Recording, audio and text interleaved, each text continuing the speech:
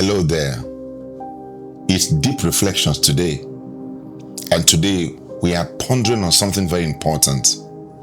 In the book of Philippians chapter 4, verse 12 and 13. I know very many of us know verse 13, but don't know verse 12. So verse 12 and 13 says, I know both how to be abased and I know how to abound. Everywhere and in all things I am instructed both to be full and to be hungry, both to abound and to suffer need. I can do all things through Christ which strengtheneth me. Glory to God. You see, one of the strong manifestations of the spirit power on a person is that ability to be flexible. He says, I can abound, I can abase.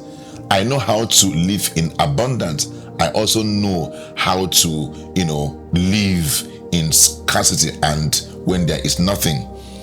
I can do all things by the assistance of Christ that lives in me.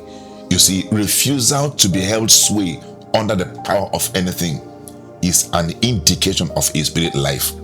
You see, very many people find themselves trying to make permanent decisions in the face of temporary problem because they don't know how it means to be flexible and to, bring themselves under the leading and the yielding and the constraint of the power of the Spirit of God that dwells in them. Something, remarkable was dropped in my spirit much earlier when I was growing up.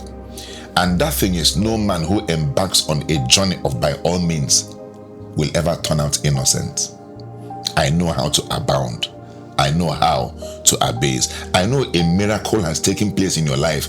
That doesn't negate the fact there are seasons of your life when you will have to make certain adjustments in order to look like what God has called you and to make preparation for the journey that He's taking you on. All right?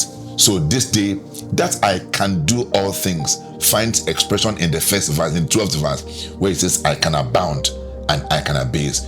Today, as you hit life, as you step out in the journey of today, I see you become all that God has called you to be. You see, all things are lawful, but not all things are expedient. I know how to live like this. I also can be flexible enough to live the other way. I can do all things by the assistance of Christ that lives in me. So when I begin to cut some things off in order to accommodate what Christ has called me into, that doesn't negate the fact that all things belong to me, no. But it is me being able to abase myself in order to make certain readjustments for where God is calling and taking me to. I see you, Emma, today a champion.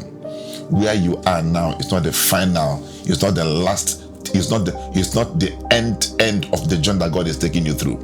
I see you move from glory to glory.